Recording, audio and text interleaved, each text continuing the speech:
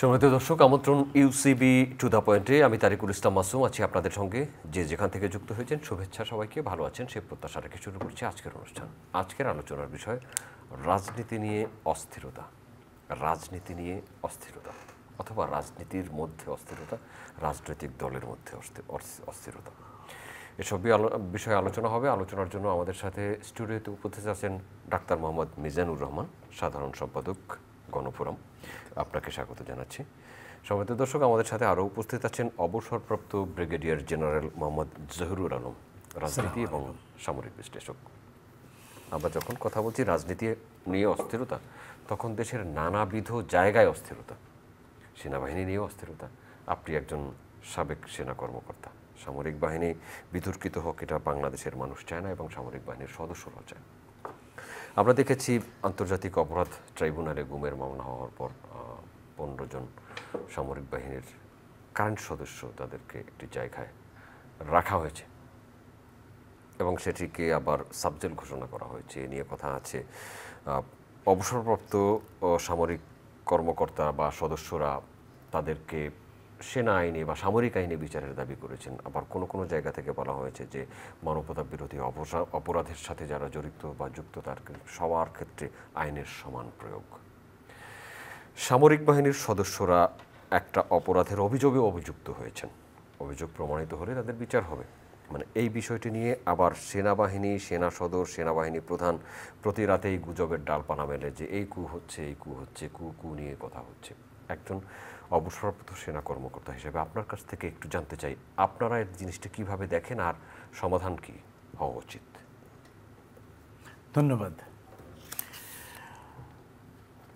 সেনাবাহিনীকে নিয়ে বিতর্ক তৈরি করা যেমন কারো কাম্য নয়। আমরা কেউই চাই না সেনাবাহিনীকে নিয়ে কোনো রকম বিতর্কের সূত্রপাত হোক। কিন্তু আপনি যথার্থই বলেছেন যে এই আইসিটির বিচারের জন্য যে কিছু আসামি বা তৈরি হয়েছে, এদের যখনই গ্রেফতারি পরোয়ানা জারি করা হলো, তারপর থেকে কেমন যেন একটা সব জায়গাতেই, আপনি খবরের কাগজে বলেন, নিউজ মিডিয়াগুলো, তারপরে ফেসবুক, তারপরে আপনার ইউটিউব তো ভরে গেছে এই আলোচনা নিয়ে। কেউ পক্ষে বলছে, কেউ বিপক্ষে বলছে, কেউ তাদের রাগ অভিমান দেখাচ্ছে। তবে আমি যেটা বলতে পারি সেটা হলো, দেখেন, আমরাও তো সেনাবাহিনীতে ছিলাম। যদি সেনাবাহিনী কোনো সিভিল ক্রাইম করে, ধরেন আমার কোনো সৈনিক ছুটিতে গেল, গিয়ে খুনের সঙ্গে যুক্ত হলো, ডাকাতি করলো, এটা কিন্তু আমি তাকে ইউনিটে এনে বিচার করেছি বা করা হয়েছে এরকম দৃষ্টান্ত কম।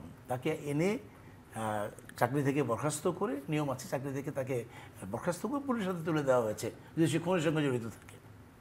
এই ক্ষেত্রে এই কাজগুলো হলো অনেকটা সিভিল টাইপ। গুম, খুন, এটা সেনাবাহিনীর কোনো আইনের মধ্যে কোনো কিছু পড়ে না। প্রথম কথা হলো যে আমরা এর সঙ্গে কেন জড়িত হলাম বা আদৌ হলাম কিনা, এই তো কেবল তদন্ত হয়েছে, এটা বিচারাধীন। তো এখন যেটা হয়েছে সেটা হলো যে যদি আমরা তাদেরকে নিয়ে কোনো একটা হেফাজতে রাখা হয়েছে, তাদেরকে অ্যারেস্ট বলছে না সেনাবাহিনী, তাদেরকে একটা জায়গায় রাখা হয়েছে, হয়তো পুলিশের কাছে হ্যান্ড ওভার করা হবে, 22 তারিখে হয়তো বা কোর্টে তাদেরকে উপস্থিত করা হবে বলে আমি মনে করছি। সাবজেল ঘোষণা এটার মধ্যে কেন করলো, এর মধ্যে মিনিস্ট্রি ইনভলভ হয়ে গেছে, তারা ভালো বলতে পারবেন যে এটা জিনিসটা তারা কীভাবে হ্যান্ডেল করতে চাচ্ছেন। এটা একটা, আমি চাই না যে আইসিটি, তারপরে মন্ত্রণালয় এবং সেনাবাহিনী একটা তিনজনে একটা মুখোমুখি অবস্থায় দাঁড়াক, এটাও যেন কারো কাম্য হতে পারে না। আমার যদি মনে হয় যে যেহেতু তদন্ত হচ্ছিল, যখন কমিশন গঠন হয়েছে তখন এটা নিয়ে তদন্ত হচ্ছে, তারপরে আয়নাঘর পরিদর্শন করেছে সেগুলো, এবং এভাবে আস্তে আস্তে ডেভেলপমেন্ট হচ্ছে। তো এটা তো সেনাবাহিনী অবগত ছিল। তাহলে সেনাবাহিনী যদি তাদের আইনে বিচার করতে চায় বা করতো, তাহলে এতদিন তো তারা নিজেরা তদন্ত অনুষ্ঠান করে তার বিচার করতেই পারত। তার মানে কি সেনাবাহিনী মনে করেনি তারা অপরাধী? হইতে পারে এটা একটা বিষয়। এখন যখন বিচার করে তদন্ত প্রমাণিত হয়ে গেছে, আইসিটি যখন তাদেরকে বলেছে যে তারা অপরাধী এবং এই লোক এর সাথে জড়িত মানে যে তারা অপরাধের সঙ্গে সম্পৃক্ত ছিল তা না, বিচার তো হয়নি। বিচার হলেই কেবল আমরা তাকে অপরাধী বলতে পারবো বা অপরাধী না সেটা করতে পারবো। তারা বিচারাধীন এখন হবে। তাদের বিচার হবে এবং আইসিটির নিয়ম অনুযায়ী যা আইন অনুযায়ী যদিও টার্মস অফ রেফারেন্স আমরা খুব একটা জানি না, তার সঙ্গে মিলিটারির ম্যানুয়াল অফ মিলিটারি যে আমাদের বইটা আছে MBML, এটা সাংঘর্ষিক কিনা আমি তাও বলতে পারবো না। সব সব আইনেই সব বিচার মিলিটারি সদস্যদের MBML অনুযায়ী হওয়ার কথা, মিলিটারি অফ বাংলাদেশ আর্মি র। তো এই সমস্ত ক্ষেত্রে যে গুম খুমের ক্ষেত্রে এই এই জিনিসটা যদি আইসিটির মধ্যেই পড়ে কিনা এবং এই ক্ষমতা আইসিটিকে দেওয়া হয়েছে কিনা যদি হয়ে থাকে, তাহলে আমার মনে হয় দেশের আইনের প্রতি আমরা সবাই শ্রদ্ধাশীল, আইনের প্রতি শ্রদ্ধা রেখেই সেনা সদস্যরাও তাদেরকে যথার্থভাবেই হ্যান্ডেল করবে বা তাদেরকে হস্তান্তর করবে এবং সেভাবে বিচার হবে বলেই আমি মনে করি। তবে এটা নিয়ে অযথা বিতর্ক তৈরি করে সেনাবাহিনীর নামে বদনাম ছড়ানোটা এটাও কারো কাম্য নয়। ধন্যবাদ আপনাকে। ডাক্তার মোহাম্মদ মিজানুর রহমান, আপনি একটি রাজনৈতিক দলের সাধারণ সম্পাদক, ঐক্যমত্য কমিশনের আলোচনায় থাকেন এবং জুলাই সনদ ঘনিয়ে আসছে, 15, 16, 17 জুলাই সনদ ঘোষণা হবে। ঐক্যমত্য কমিশনের পক্ষ থেকে জুলাই সনদ যেটি দেওয়া হয়েছে স্বাক্ষরের জন্য আপনারা নাম দিয়েছেন। কয়েকটি বিষয় একসাথে, জুলাই সনদে কী কী থাকছে, মূল সংবিধান থেকে কী কী বাদ যাচ্ছে তাতে, আর গণভোট কী নিয়ে হচ্ছে? ধন্যবাদ আপনাকে এবং আমার সম্মানিত সহ আলোচক এবং চ্যানেলের দর্শক শ্রোতাকে। দেখুন, এই যে জাতীয় ঐক্যমত্য কমিশন সরকার গঠন করেছে এবং সেখানে সংস্কার করার জন্যে আপনারা জানেন যে অনেকগুলো কমিশনও করা হয়েছিল, বিশেষ করে পুলিশ ও বিচার ব্যবস্থা, জনপ্রশাসন, দুর্নীতি দমন কমিশন, নির্বাচন কমিশন, স্বাস্থ্য কমিশন, অনেকগুলো কমিশন করা হয়েছিল। পৃথকভাবে তারা কিছু তাদের সুপারিশগুলোও দিয়েছিল। এরপরে জাতীয় ঐক্যমত্য কমিশন এই সুপারিশগুলো নিয়ে আমাদের ক্রিয়াশীল রাজনৈতিক দলগুলোর সাথে একাধিক বৈঠক করেছে এবং সেই বৈঠকগুলোতে আমি উপস্থিত ছিলাম, আমরা মতামত দিয়েছি।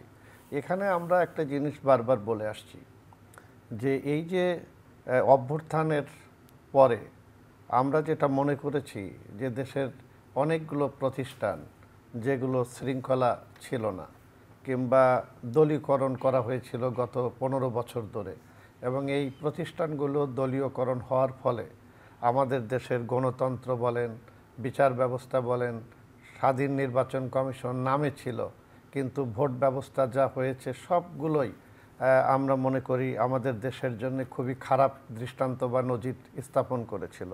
তো এই যে আন্দোলন হলো, এই আন্দোলনের মূল স্পিরিটটা বৈষম্যহীন একটি গণতান্ত্রিক বাংলাদেশ প্রতিষ্ঠা। আপনি যদি অতীত দেখেন, মুক্তিযুদ্ধ হয়েছিল কেন? আমাদের গণতন্ত্র, ভোটাধিকার ছিল না, আমাদের প্রতি শোষণ করা হয়েছিল, সে কারণেই তো মুক্তিযুদ্ধ হয়েছিল। 90-এর গণ অভ্যুত্থান হয়েছিল কেন? তখনও ভোটাধিকার ছিল না, মানবাধিকার লঙ্ঘন হচ্ছিল, ইত্তকার কারণেই সেদিন কিন্তু আমরা গণতন্ত্র প্রতিষ্ঠার জন্য স্বৈরাচারী এরশাদের বিরুদ্ধে আন্দোলন করেছিলাম। এবং এই যে 15 বছর ধরেও আমরা শেখ হাসিনার বিরুদ্ধে ভোটাধিকার, তারপরে মানবাধিকার, বিচার ব্যবস্থা, এগুলো নিয়েই কিন্তু আমরা আন্দোলন সংগ্রাম করেছি।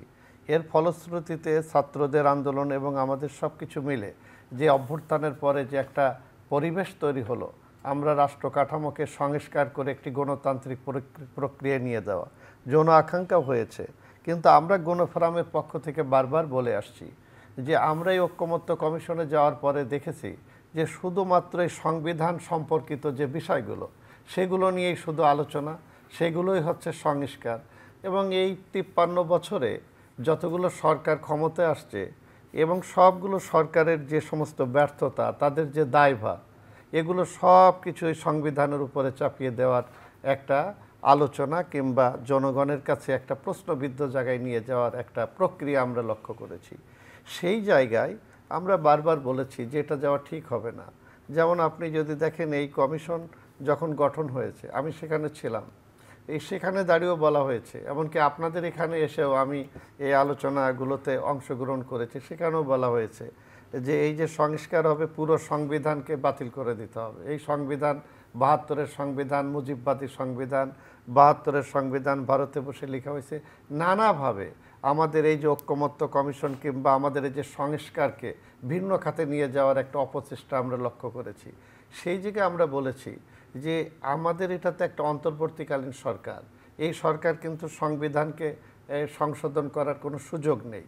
তাহলে আমাদের করণীয় কি? সংবিধানের যদি কোনো ঘাটতি থাকে, সংবিধান তো সংশোধন করাই যেতে পারে, সেটা তো জন আকাঙ্ক্ষা অনুযায়ী করব, তার করার তো একটা প্রক্রিয়া আছে, সেটা অবশ্যই একটি জাতীয় সংসদ দরকার। সেই জায়গায় আমরা মনে করেছি যে ক্রিয়াশীল রাজনৈতিক দলগুলো আমাদের এখানে ঘাটতিগুলো চিহ্নিত করা এবং তার জন্য একটি সুপারিশ তৈরি করা।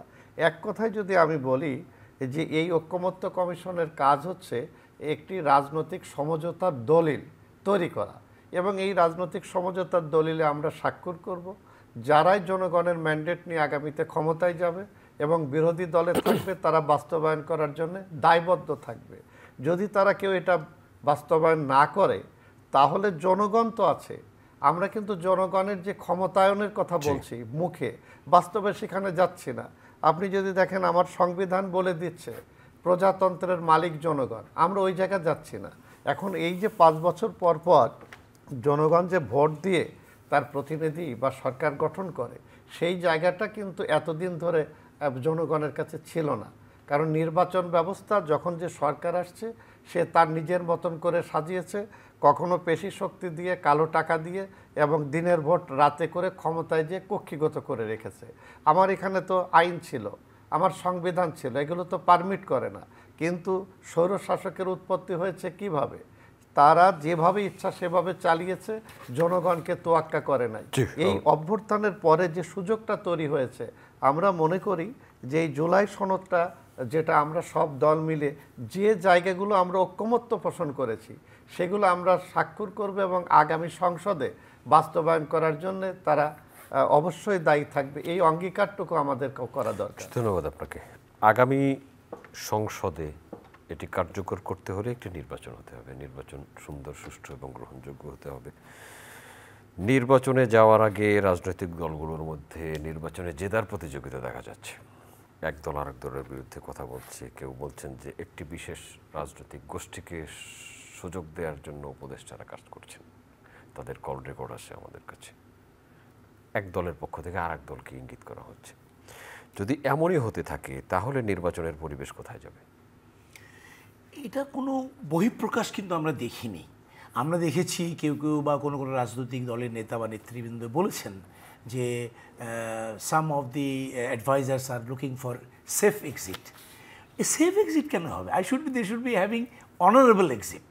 ওনারা তো জনগণের কাছে আন্দোলনের পরে সবাই এত ভালো ভালো লোক এসে এখানে কাজ করছেন, তারা কাজ করে যাচ্ছেন। তারা যদি কোনো অন্যায় অপরাধমূলক কাজের সঙ্গে জড়িত হয়ে থাকেন, তাহলে দেশের আইন আছে, এরপরেও তাদের বিচার হবে। কিন্তু আমরা অযথা একটা এই যে বিষয়টাকে নিয়ে তৈরি করে তাদের পক্ষে বা তাদের বিপক্ষে বিভিন্ন রকম অপপ্রচার করা হচ্ছে।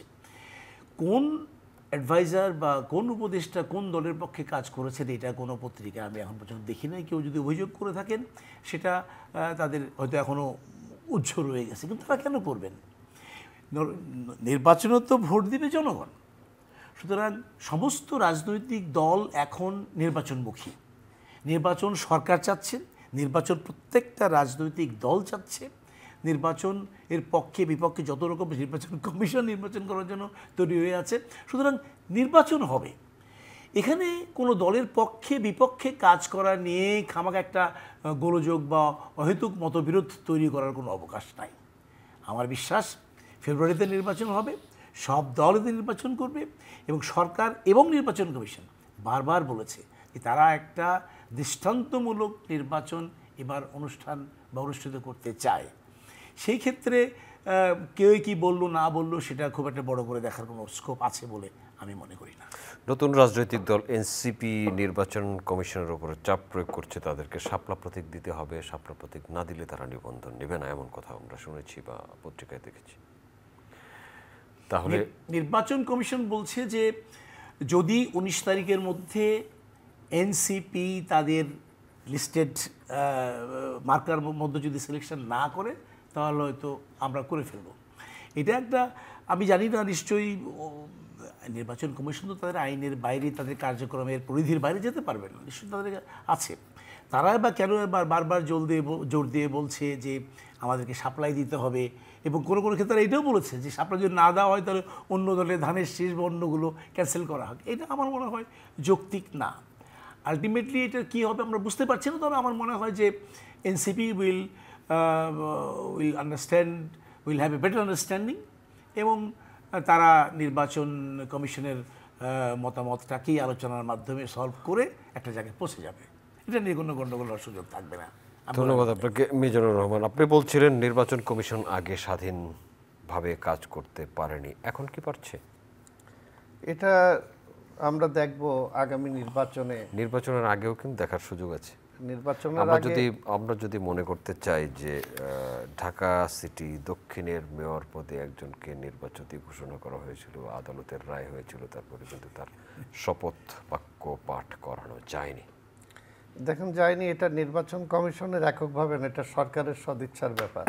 কারণ আপনি জানেন যে এটা স্থানীয় সরকার মন্ত্রণালয়ের সাথে সম্পর্কিত একটি বিষয়। সুতরাং স্থানীয় সরকার মন্ত্রণালয় তারা গেজেট প্রজ্ঞাপন করে নির্বাচন কমিশনকে যে পরামর্শ দেয় তার সম্ভবত তারাই সেটা প্রতিপালন করে থাকে। এবং সেই জায়গায় আমরা দেখেছি যে স্থানীয় সরকার উপদেষ্টা তার সঙ্গে এই নির্বাচন বিশেষ করে এই সিটি কর্পোরেশনের যে মেয়র হওয়া না হওয়া ইত্যাদি বিষয় নিয়ে অনেক মতবিরোধ তৈরি হয়েছিল এবং তারা আইন দেখিয়েছে এবং আইনের বাইরে তারা যাবে না এই ব্যাপারে তারা দৃঢ় অবস্থান নিয়েছে। তো সেই জায়গায় আমরা মনে করি যে নির্বাচন কমিশনকে এখনই আমরা প্রশ্নবিদ্ধ করতে চাই না, কারণ নির্বাচন কমিশন স্বাধীন এবং এর আগে যে সরকার ছিল সেটা দলীয় সরকার, তাদের ক্ষমতায় টিকে থাকার জন্যে একটা এজেন্ডা ছিল, সেটা নির্বাচন কমিশনকে আজ্ঞাবহ করে তারা তাদের মতন করে ব্যবহার করেছে। এখন তো অন্তর্বর্তীকালীন সরকার, এত দলীয় সরকার না। সেই ক্ষেত্রে অন্তর্বর্তীকালীন সরকারের সময় নির্বাচন কমিশন এবং একটি মন্ত্রণালয়ের রশি টানাটানিতে কিন্তু শক্তিশালী হাত স্থানীয় সরকার মন্ত্রণালয় বিজয়ী হয়েছে। এখন সেটা আমরা ওইরকমভাবে বলতে চাই না, এই কারণে যে স্থানীয় সরকারের সঙ্গে সরকারের এই মন্ত্রণালয়ের সাথে নির্বাচন কমিশনের এরকম কোনো পরিস্থিতি তৈরি হয়নি, বরং নির্বাচন কমিশনের যে রীতি বা তার যে আইনি প্রক্রিয়া সেই প্রক্রিয়ায় কিন্তু সে নির্বাচনে যায়নি। কারণ নির্বাচনে স্থানীয় সরকার নির্বাচন করার ক্ষেত্রে সরকারের সদিচ্ছা বা নীতিগত সিদ্ধান্তের একটা ব্যাপার থাকে, এটা নির্বাচন কমিশনের না। আর জাতীয় নির্বাচনের ব্যাপারটা থাকে ভিন্ন। এই জন্য আমরা মনে করি যে এখন যে নির্বাচন কমিশন গঠিত হয়েছে সেটা একটি অন্তর্বর্তীকালীন সরকার এবং এই সরকার কোনো দলীয় সরকার না এবং এই সরকার নির্বাচনের মাধ্যমে কারচুপি করে আগামীতে ক্ষমতায় টিকে থাকার এই ধরনের কোনো সুযোগ নেই। ফলে সরকার যেখানে বলেছে যে আমরা একটি অবাধ, সুষ্ঠু এবং নিরপেক্ষ নির্বাচন করব, যেই নির্বাচনটা দেশে বিদেশে গ্রহণযোগ্য হবে এবং সবচেয়ে বড় যে কথাটা জনগণ নির্বিঘ্নে তার ভোটাধিকার প্রয়োগ করতে পারবে, এই নিশ্চয়তা সরকার দিতে চেয়েছে এবং আমরা যারা ক্রিয়াশীল রাজনৈতিক দল আছি আমরা সেই প্রত্যাশাটা সরকারের কাছে করি। সেই জায়গায় আমরা মনে করি যে সরকার একটি অবাধ, সুষ্ঠু এবং গ্রহণযোগ্য নির্বাচন করতে হলে নির্বাচন কমিশন যে স্বাধীন আছে তাকে সব রকম সহযোগিতা করতে হবে। আপনি যদি দেখেন যে এখানে পুলিশ সেটা হলো সরকারের অধীনে, আপনি যদি দেখেন যে জনপ্রশাসন সেটাও সরকারের অধীনে। তা আমি তো এর আগে আমি মাগুরার সদর থেকে নির্বাচন করেছি, আমার অভিজ্ঞতা আছে। সেই অভিজ্ঞতাটা হচ্ছে যে নির্বাচনের সময় ডিসি এবং আমাদের ইওনো, ম্যাজিস্ট্রেট, তারপরে পুলিশ যারা থাকে সব, তো তারা এই নির্বাচনটাকে মনিটরিং করে কিংবা পরিচালনা করে, তারা কিন্তু নির্বাচন কমিশনের অধীনে হয়ে যায়। কিন্তু আপনি যদি এটাও খেয়াল করে দেখেন যে এই নির্বাচনকালীন সময় ডিসি প্রত্যেকটা ভোট কেন্দ্রে যে মানে প্রিজাইডিং অফিসার থেকে শুরু করে যারা কাজ করবে তাদের নিয়োগ কিন্তু ডিসি দিয়ে থাকে। এই জায়গাগুলোতে নানান ধরনের অনিয়ম হওয়ার সুযোগ থাকে। পাশাপাশি তারা যখন দেখে যে এই সরকার ক্ষমতায় আসবে, দলীয় প্রভাব কার আছে, তারা কিন্তু সেই দিকে চলে যায়। কারণ কি, নির্বাচনের পরে ওই সরকার যদি ক্ষমতায় আসে তাহলে তার পদোন্নতি নানান ধরনেরই থাকে। এখন এই জায়গায় যখন এই 15 বছরের অভিজ্ঞতা এবং আমাদের একটি অভ্যুত্থানের মধ্য দিয়ে একটি অন্তর্বর্তীকালীন সরকার এবং এই জায়গায় আমাদের প্রত্যাশা যে একটি অবাধ, সুষ্ঠু, নিরপেক্ষ নির্বাচন করা, এই জন্য আমার কাছে মনে হয় যে সরকারের সক্ষমতাটা বাড়াতে হবে। সেই সক্ষমতা বাড়াতে হলে পারে এই জনপ্রশাসন এবং পুলিশ প্রশাসনকে ঢেলে সাজানো আর এই নির্বাচনের সবচেয়ে বড় একটি শক্তি হচ্ছে আর্মি, আমরা বলি সেনাবাহিনী, যারা প্রত্যেকবার নির্বাচনের সময় তারা মাঠ পর্যায়ে তারা এই নির্বাচনের সাথে যারা সম্পর্কিত বা জড়িত আছে তাদেরকে আইনি মানে আইন শৃঙ্খলার সর্বাধিক সহযোগিতা তারা করে থাকে। সেই জায়গায় এইবার সেনাবাহিনী প্রধান বলেছেন যে আমরা একটি অবাধ, সুষ্ঠু এবং নিরপেক্ষ নির্বাচন করার জন্য মাঠ পর্যায়ে সর্বাত্মক সহযোগিতা তারা দিতে চায়। এবং এই অভ্যুত্থানের সময় এবং এখন পর্যন্ত সেনাবাহিনী মাঠে থেকে জনগণের পাশে থেকে আইন শৃঙ্খলা রক্ষায় যে গুরুত্বপূর্ণ ভূমিকা রেখে চলেছে, তার জন্য কিন্তু এই সেনাবাহিনী অনেক প্রশংসার দাবিদার। এবং আপনি যদি লক্ষ্য করেন যে নির্বাচনের সময় যত ঘনিয়ে আসছে, আমাদের সেনাপ্রধান কিন্তু একটি কথা বলেছে যে আমরা দ্রুত নির্বাচন দিয়ে আমরা আমাদের জায়গায় ফিরে যেতে চাই, তারা তাদের সেনাবাহিনী ক্যান্টনমেন্টে ফিরে যেতে চায়। এই যে ফিরে যাওয়ার জন্যে তাদের যে আবেদন বা তাদের যে পরামর্শ একটি গ্রহণযোগ্য নির্বাচনের ক্ষেত্রে তাদের সহযোগিতা, এই ক্ষেত্রে সরকার এবং সেনাবাহিনী এবং জনগণ এইটার মধ্যে যে সমন্বয় দরকার। সেনাবাহিনীকে বিতর্কিত করার অনেক প্রয়াসও দেখা যায়। দেখেন, এই সম্প্রতি যে কথাটা আপনি শুরুতেই বলেছেন, আমাদের সম্মানিত সহ-আলোচক এটা আলোচনা করেছেন। আমি আপনাদেরকে একটা কথা বলি, এই যে সেনাবাহিনী বা যে কোনো ব্যক্তি, তিনি কিন্তু আইনের ঊর্ধ্বে না। আমরা বিভিন্ন সময় এই 53 বছরে দেখেছি যে একটা কঠিন অপরাধ করার পরেও প্রভাবের কারণে, সরকারের প্রভাবের কারণে, নিজের প্রভাবের কারণে আইনকে কিন্তু সে বৃদ্ধাঙ্গুলি দেখিয়ে পার পেয়ে গেছে। কিন্তু এই জায়গার থেকে এবার যে অবস্থাটা তৈরি হয়েছে সেটা হচ্ছে যে সেনাবাহিনীর যে সমস্ত কর্মকর্তা, আমরা কালকে দেখলাম 15 জনের মধ্যে 14 জনই ঊর্ধ্বতন কর্মকর্তা এবং তারা কিন্তু এখনই চাকরিরত অবস্থায় আছে, তাদেরকে একটা হেফাজতে নেওয়া হয়েছে। এই জায়গাটায় আমি মনে করি যে আপনারা দেখেন যে দেশের বাইরে এবং দেশের মধ্যে সোশ্যাল মিডিয়ায় নানা ধরনের গুজব রটানো হচ্ছে সেনাবাহিনী সম্পর্কে। এতে করে এই যে সেনাবাহিনী মুক্তিযুদ্ধের সময় উনি তো আছেন, উনি তো সম্ভবত ব্রিগেডিয়ার জেনারেল থেকে উনি রিটায়ার করেছেন। আচ্ছা, আমি একটা কথা বলি, আমাদের এখানে সেনাবাহিনী মুক্তিযুদ্ধের সময় তারা কিন্তু জীবনের ঝুঁকি নিয়ে এই দেশকে তৈরি করার জন্য তারা মুক্তিযুদ্ধে গিয়েছিলেন। যদি ধরে নিই যে মুক্তিযুদ্ধে যদি আমরা জয়লাভ করতে না পারতাম, তাহলে পাবলিক তো একরকম সেফ পেত অনেকেই নানানভাবে, কিন্তু যারা সেনাবাহিনী ছিল তাদের কি অবস্থা হতো? সবার তো ফাঁসি হতো, কোনো রকম ছিল না। তাহলে এরা যারা জীবনের ঝুঁকি নিয়ে মুক্তিযুদ্ধ করে দেশটাকে নির্মাণ করেছে, আপনি 90-এ দেখেন আমাদের জেনারেল এরশাদ কিন্তু তিনি সেনাপ্রধান ছিলেন, সেনাবাহিনীর মানুষ, কিন্তু সেনাবাহিনী কিন্তু জনগণের বিরুদ্ধে দাঁড়ায় না, এরশাদের কিন্তু নির্দেশ অমান্য করেছে, ফলে জনগণের বিজয় হয়েছে। সেদিন আমি দেখেছি 90-এ যে দৈনিক বাংলার মোড়ে, সেখানে ট্রাঙ্কের পাশে জনগণ দাঁড়িয়ে তাদেরকে সেনাবাহিনী এবং জনগণ সব একাকার হয়ে গেছে। এইবার 24-এ আপনি দেখেন শেখ হাসিনা, আমরা কল রেকর্ড বিভিন্নভাবে দেখলাম যে তারা একজন কর্নেলকে তিনি নির্দেশ দিচ্ছেন, অর্থাৎ চেন অফ কমান্ড ভেঙে পড়েছিল। কিন্তু এরপরেও সেনাবাহিনী কিন্তু জনগণের বিপক্ষে দাঁড়িয়ে গুলি চালায় নাই, বরং এই অভ্যুত্থানের পরে সেনাবাহিনী যেভাবে মানুষের পাশে দাঁড়িয়েছে, আইন শৃঙ্খলা রক্ষার জন্য চেষ্টা করেছে। অর্থাৎ এই সেনাবাহিনীকে আমরা যদি এরকম বিতর্কিত করে ফেলে দেই, তাহলে ব্যক্তির দায়টা একটা বাহিনীর উপরে কখনোই আমরা চাপিয়ে দিতে পারি না। সবচেয়ে বড় কথা হচ্ছে যে সেনাবাহিনী বাংলাদেশের সবচেয়ে শৃঙ্খলিত একটি বাহিনী এবং সেনাবাহিনীকে নিয়ে আমরা সবচেয়ে গর্ববোধ করতে পারি। এ কথা কিন্তু কাউকে খুশি করে বলার জন্য তা না, এটাই হলো ইতিহাস। বাংলাদেশের মানুষ সবচেয়ে বেশি এখন পর্যন্ত নির্ভর করে সেনাবাহিনীর উপর। আপনাকে ধন্যবাদ। সেনাবাহিনীর উপর নির্ভরতা সময়ে সময়ে প্রমাণিত হয়েছে, স্বাভাবিক অবস্থায় তো আছেই, দুর্যোগেও আছে, আবার রাজনৈতিক দুর্যোগেও আছে। সেনাবাহিনীকে বিতর্কিত করার যে চেষ্টা, এই চেষ্টা যদি সফল হয়ে যায় তাহলে সেনাবাহিনীর অবস্থান কি হবে? আমি দৃঢ়ভাবে বলতে পারি যে সেনাবাহিনীর বিরুদ্ধে যে যত ষড়যন্ত্রই করুক না কেন, এটা সফল হবে না। সেনাবাহিনী, উনি যথার্থই বলেছেন, সেনাবাহিনীতে আজকে কু হচ্ছে, কালকে কু হচ্ছে, এটা হচ্ছে, অনেক রকম গুজব মানুষ রটাচ্ছে, শুনতেছে। কিন্তু সেনাপ্রধান কিন্তু প্রথমেই বলেছেন এবং এখনও বলছেন যে সেনাবাহিনী কোনো অবস্থাতেই দেশের ক্ষমতার হস্তক্ষেপ করবে না, তারা নির্বাচন সুষ্ঠুভাবে পরিচালিত করার জন্য সহযোগিতা করে নির্বিঘ্নে ক্যান্টনমেন্টে ফেরত যাবে। সুতরাং সেনাবাহিনীকে অযথা বিতর্কিত করার যে পদক্ষেপ কিছু কিছু কর্তৃপক্ষ বা মানুষ বলে বেড়াচ্ছে, এটা আমার মনে হয় this is absolutely not correct. সেনাবাহিনী ডেফিনেটলি তার নিজস্ব গতিতেই দেশের আইন কানুনের মধ্যে দিয়ে চলবে, এবং সেনাবাহিনী রাষ্ট্রীয় ক্ষমতা, জনগণের বিপক্ষে দাঁড়ানো কোনোটাই সেনাবাহিনী করবে না।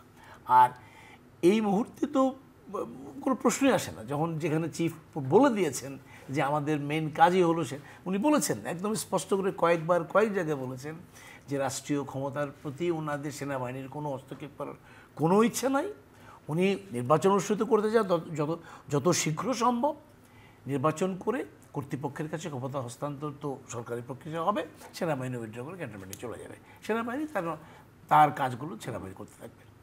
সুতরাং সেনাবাহিনীর উপর আপনি আস্থা রাখতে পারেন, কোনো গুজবই সেনাবাহিনীকে নষ্ট করতে পারবে না। বিকজ সেনাবাহিনী is not an individual, is an organisation, it's very difficult. রাজনৈতিক দলগুলো এ ব্যাপারে কিছু বলছে না, বড় বড় ক্রিয়াশীল রাজনৈতিক দলগুলো।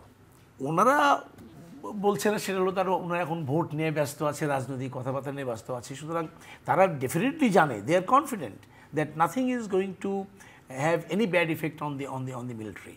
আর্মিতে কোনো প্রবলেম কিছু হবে না, আর সেনাবাহিনীর মধ্যে থাকবে, সেনাবাহিনী সেনার মতো কাজ করবে। সুতরাং এটা নিয়ে যে তারা বুঝতেই পারছে, সেনাবাহিনী আমি শিওর প্রত্যেকটা রাজনৈতিক দলের শীর্ষ কর্মকর্তা বা নেতৃবৃন্দ যারা রয়েছেন তারা জানছেন যে এই যে এখন যে গুজব ছড়ছে ফেসবুক, ইউটিউব এবং বিভিন্ন মিডিয়ায়, দিজ আর অ্যাবসলিউটলি বেসলেস, এবং ওগুলো দিয়ে সেনাবাহিনীকে ক্ষতিগ্রস্ত করার যে অপচেষ্টা করা হচ্ছে, এটা আসলে একটা অপচেষ্টা। সুতরাং তারা এটাকে সাপোর্ট করেও না, করবেও না। সেই জন্য তারা, আমার মনে হয় যে এই ব্যাপারে ওই যে বলছে না যে ইট ইজ অলওয়েজ বেটার যে আপনি ওটা অ্যাভয়েড করলে ভালো, এটা যে আর কিছু হবে না। আমাদের একটা যে ইন্টেলিজেন্স একটা কোর্সের খুব মজার জিনিস ছিল, যে ওই একটা অ্যারাবের প্রভাব একটা আছে, সৌদি আরবের একটা প্রভাব আছে, সেটা হলো যে ওই যে let the dogs bark. Sorry, আমি কেউ কিছু হচ্ছে কিনা না, কিন্তু কথাটা কিন্তু আপনি ইউটিউবে খুঁজে দেখেন, ওই অনলাইনে কথাটা এইভাবে আছে যে যখন একজন কোনো কুকুর ঘেউ করতে থাকে, তখন আপনি যদি তাদেরকে আবার এই কেন ঘেউ করছে, তখন আপনার দিকে আবার তাড়াই আসবে, কিন্তু আরও জোর বেশি হবে। কিন্তু it is better let them bark, you take your position, আপনি চলে যান, তাহলে দেখবেন অটোমেটিক্যালি শান্ত হয়ে চলে গেছে। ধন্যবাদ আপনাকে ডাক্তার মোহাম্মদ মিজানুর রহমান। জুলাই সনদ আবারও যেখান থেকে শুরু করেছিলাম আবার শেষ করতে চাই। জুলাই সনদে কি থাকছে, কি বাদ যাচ্ছে সংবিধান থেকে? দেখেন, আমরা এই জুলাই সনদ নিয়ে বড় সংকটের মধ্যে আছি। কারণ এই যে মানে আগামীতে যে সময়টা খুবই খারাপ একটা সময় আসুক, আমরা এটা চাই না। কারণ আমরা বিভিন্ন সময় খারাপ সময়গুলো পার করে এসেছি, এখন আমরা আশাবাদী হতে চাই, জনগণও আশাবাদী হতে চায়। কারণ আমাদের একটা রাষ্ট্র, এই রাষ্ট্রটা 53 বছর ধরে আমরা বহন করে চলেছি। এই রাষ্ট্রের মধ্যে আমাদের অনেক অর্জন আছে, কিন্তু এই অর্জনগুলো বাধাগ্রস্ত হচ্ছে রাজনৈতিক স্থিতিশীলতার অভাবে। আজকে আমাদের এখানে শিল্প, বাণিজ্য, অর্থনৈতিক যে ক্রাইসিসগুলো হচ্ছে, এটা তো শুধু রাজনৈতিক স্থিতিশীলতা নাই, আমরা সবাই মিলে রাষ্ট্রটাকে সামনের দিকে নিয়ে যেতে পারছি না। এখন এই জুলাই সনদকে কেন্দ্র করে সম্প্রতি যে ধরনের কথাগুলো আমাদের মধ্যে হচ্ছে, সেটা হচ্ছে যে এটার আইনি ভিত্তি না হলে আমরা নির্বাচন করব না। আবার কয়েকটি রাজনৈতিক দল বলছে যে পিআর না হলে আমরা নির্বাচন করব না। একটু আগে যেটা বললেন, একটা দল বলছে যে যদি তাদের প্রতীক শাপলা দেওয়া না হয় তাহলে তারাও নির্বাচন হতে দেবে না। এই যে নানা সংকটের মধ্যে আমাদের এই জুলাই সনদ নিয়ে আমরা পড়েছি। ধরুন আর 2 দিন পরেই জুলাই সনদ স্বাক্ষরের যে বিষয়টা, এখন এই জুলাই সনদ নিয়ে সব দলগুলো পর্যালোচনা শুরু করেছে। আমরা এখানে বারবার একটা কথা বলেছিলাম যে জুলাই সনদের যে পটভূমি, সেই পটভূমি নিয়ে আমরা গণফোরাম আপত্তি তুলেছিলাম। কারণ আমরা দীর্ঘ লড়াই সংগ্রামের মধ্য দিয়ে একটা মুক্তিযুদ্ধ এবং তার মধ্য দিয়ে আমাদের এই রাষ্ট্রটা তৈরি হয়েছিল। সুতরাং মুক্তিযুদ্ধের যে বাংলাদেশ এবং মুক্তিযুদ্ধের যে পটভূমি, সেখানে খুবই গৌণ করে এখানে তুলে ধরা হয়েছে পটভূমিতে, সেটা আমরা পরিবর্তনের জন্য বলেছি। আর একটা জিনিস হচ্ছে প্রোক্লেমেশন অফ ইন্ডিপেন্ডেন্ট, যেই ঘোষণার মধ্য দিয়ে মুক্তিযুদ্ধ হয়েছিল, যেই ঘোষণার মধ্য দিয়ে আমরা একটা স্বাধীন সার্বভৌম রাষ্ট্র প্রতিষ্ঠা করেছিলাম, যেই ঘোষণার মধ্য দিয়ে প্রোক্লেমেশন অফ ইন্ডিপেন্ডেন্টে বলা আছে যে আমরা এই কারণে এই মুক্তিযুদ্ধ ঘোষণা করলাম এবং স্বাধীন সার্বভৌম রাষ্ট্র বাংলাদেশ প্রতিষ্ঠার পরে আমরা সংবিধান প্রণয়ন করব এবং যে পর্যন্ত সংবিধান প্রণয়ন না হবে এটাই অস্থায়ী সংবিধান হিসেবে গণ্য হবে। এখন দেখা যাচ্ছে যে সেই সংবিধানকে নিয়ে প্রশ্ন তোলা হচ্ছে এবং এই জুলাই সনদের সংবিধানকে নানা জায়গায় খাটো করা হয়েছে। আমি খাটো শব্দটাই বললাম, আমরা সেখানে প্রশ্ন তুলেছি। আপনি দেখেন আমাদের যে 4 মূলনীতি, সেই 4 মূলনীতিকে বাদ দেওয়ার একটা প্রক্রিয়া শুরু হয়েছে। সেটা আমরা গণফোরাম বারবার বলেছি যে এই 4 মূলনীতিকে বাদ দিলে আমরা এই জুলাই সনদের সঙ্গে থাকতে পারছি না। আর একটা জিনিস আছে যেটা বললাম যে আমাদের তফসিলে যে বিষয়গুলো আছে বাদ দেওয়া হচ্ছে। এখন অনেক কিছু বলা হচ্ছে শেখ হাসিনা এটা ঢুকিয়েছে, অমুক এটা করেছে। 72 এই 53 বছরে যে যখন ক্ষমতায় এসেছে তারা কিন্তু তাদের ক্ষমতায় টিকে থাকার জন্যে তাদের নানা সুবিধার জন্য সংবিধান সংশোধন করা হয়েছে অনেক ক্ষেত্রে, সব ক্ষেত্রে না। কিন্তু যেগুলো আমার দেশের জন্য বা জন আকাঙ্ক্ষা অনুযায়ী বা মুক্তিযুদ্ধের সাথে সম্পর্কিত সবই বাদ দিয়ে দিতে হবে তা তো না। এটা মনে রাখতে হবে একটি অন্তর্বর্তীকালীন সরকার, তার দায়িত্ব এবং তার কাজের কিন্তু একটা সীমাবদ্ধতা আছে। ওই জায়গায় কিন্তু তারা বুঝতে চাচ্ছে না। একটা জায়গায় আপনি হুট করে 2 মাস বা 3 মাস বা 6 মাসের মধ্যে একটা ঐকমত্য কমিশন রাষ্ট্রের সব স্ট্রাকচার চেঞ্জ করে ফেলে দিতে পারবেন এটা না। এটা রাজনৈতিক যে সমঝোতা কিংবা এটা অনেক ধীরে ধীরে এই জিনিসগুলোকে এগোতে হয় জনগণকে সাথে নিয়ে। এখন আমরা কিন্তু সেই জায়গায় চাচ্ছি না। আমরা বলছি যে এই সংবিধানকে বাতিল করে দাও, নতুন করে সংবিধান লেখো, গণভোট করো। যেমন ধরেন এই জুলাই সনদে আমাদের যে জিনিসগুলো ঐকমত্য হয়েছে, সংবিধান হোক, যেমন প্রধানমন্ত্রী 10 বছরের বেশি না, এরকম অনেক বিষয়ে আমরা একমত হয়েছি। আমরা বারবার বলেছি যেগুলো আমরা একমত হয়েছি সেগুলো আমরা সকলেই আমরা স্বাক্ষর করব। কিন্তু যেগুলো নোট অফ ডিসেন্ট দেওয়া হয়েছে, যেমন আমি 4 মূলনীতির ব্যাপারে আমি আপোষ করব না। যেমন আমরা বলেছি যে বাঙালি জাতীয়তাবাদ, আপনি তো মুক্তিযুদ্ধের সময় কি করেছেন? আপনি দেখেন সেখানে স্লোগান দেওয়া হয়েছে তোমার আমার ঠিকানা, পদ্মা মেঘনা যমুনা, তারপরে তুমি কে আমি কে, বাঙালি বাঙালি। আপনি 52তে ভাষা আন্দোলন করেছেন এবং বাঙালির যে সত্তা, বাঙালির যে পরিচয়, সেটা কিন্তু দীর্ঘ আন্দোলন সংগ্রামের মধ্য দিয়ে আপনি 71-এ এসেছেন এবং মুক্তিযুদ্ধের মধ্যে দিয়ে একটি জাতি রাষ্ট্র প্রতিষ্ঠা করেছেন। আপনি সেটাও সংবিধান থেকে আপনি বাদ দিয়ে দিবেন, তাহলে আমরা কোথায় নিয়ে চলে যাচ্ছি? এই যে জিনিসগুলো, যে বেসিক যেটা হলো রাজনৈতিক বিতর্ক এবং রাজনৈতিক সম্পর্কিত বিষয়, রাজনৈতিক দলগুলো সেখানে সমাধান করবে। কিন্তু কিছু অরাজনৈতিক ব্যক্তিদের দিয়ে আপনি কিছু কমিশন করে দিলেন, তারা একটা রিপোর্ট দিল, আর আমাদের নিয়ে 3 মাস বসে আপনি বাংলাদেশের সব স্ট্রাকচার চেঞ্জ করে দিলেন। এটা তো রাজনৈতিক সমঝোতা না। এই জন্য আমরা বলেছি যে আমরা যেটা বলি যে আমরা যেগুলো সংস্কার করার জন্য, রাষ্ট্র সংস্কারের জন্য আমরা সব দলগুলো যা একমত হয়েছি সেগুলো আমরা সকলেই স্বাক্ষর করি। আর যেগুলো নোট অফ ডিসেন্ট আছে সেগুলো আগামীতে যারা নির্বাচিত হবে, জনপ্রতিনিধি হবে, তাদের কাছে আমরা ছেড়ে দেই, তারা আলোচনা করুক সংসদে। কারণ এখন তো আর ওই একদলীয় শাসন ব্যবস্থা হওয়ার খুব একটা সুযোগ নেই। তাহলে আমরা কিন্তু সেই জনগণের কাছে ছাড়তে চাচ্ছি না। আমরা মনে করছি যে এই জায়গায় বসে এই ঐকমত্য কমিশন যা করে দেবে তাই হবে। যেমন ধরেন এটা বাস্তবায়ন পদ্ধতি নিয়ে যে ভিন্নতা দেখা দিয়েছে, এখন কয়েকটি রাজনৈতিক দল কিংবা বিশেষজ্ঞদের নিয়ে বলছে যে এটা বিশেষ মানে কি বলে সাংবিধানিক আদেশ, কিন্তু যখন সংবিধান বহাল আছে সেই জায়গায় বিশেষ সাংবিধানিক আদেশ দেওয়ার কোনো সুযোগ নাই। এ কথাটা আমরা বলেছি। আবার তারা বলছে গণভোট, আমরা বলেছি যে গণভোট হতে পারে, কিন্তু সেটাও গণভোট দেওয়ার কোনো বিধান আমাদের ইসে নাই।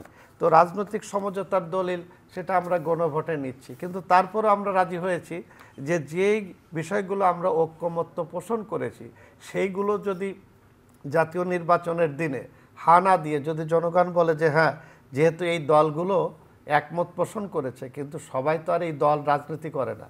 যেমন আমার সম্মানিত ব্রিগেডিয়ার সাহেব, উনি যদি কোনো দলের সাথে সম্পর্কিত না হন তাহলে ওনার তো এখানে ম্যান্ডেট নাই। তাহলে উনি এই জুলাই সনদ যেগুলো আমরা ঐকমত্য পোষণ করেছি, উনি যদি হা ভোট দেয় তাহলে একটা গণভিত্তি হলো। আগামীতে যারা সংসদে যাবে তারা এটা বাস্তবায়ন করার জন্য একেবারে জনগণের কাছে দায়বদ্ধ হয়ে গেল। কিন্তু যে বিষয়গুলো আমি নোট অফ ডিসেন্ট দিয়েছি সেগুলো কিভাবে নেবেন? কারণ একটা বিষয়ে তো নোট অফ ডিসেন্ট না, এক একটা দল এক একটা বিষয়ের উপরে নোট অফ ডিসেন্ট দিয়েছে। তাহলে এগুলো নিয়ে আপনি কিভাবে গণভোট করবেন? এই যে নানা ধরনের যে আইনি সংকট, এই সংকটকে আমরা আরো ঘনীভূত করে আমরা শেষ জাতীয় করতে চাই। নির্বাচনকে আমরা মনে করছি বাধাগ্রস্ত করার একটা অপচেষ্টা হচ্ছে। আপনাকে ধন্যবাদ doctor Mizanur Rahman, brigadier general অবসরপ্রাপ্ত মোহাম্মদ জহুরুল আলম, আপনাকে অসংখ্য ধন্যবাদ। সম্মানিত দর্শক, আমাদের সাথে থাকার জন্য কৃতজ্ঞতা। আগামী অনুষ্ঠান দেখার আমন্ত্রণ রইল। দেখা হতে পারে সেই অনুষ্ঠানে। ভালো থাকবেন সবাই। আপনাদের সবার জন্য অনেক অনেক শুভকামনা।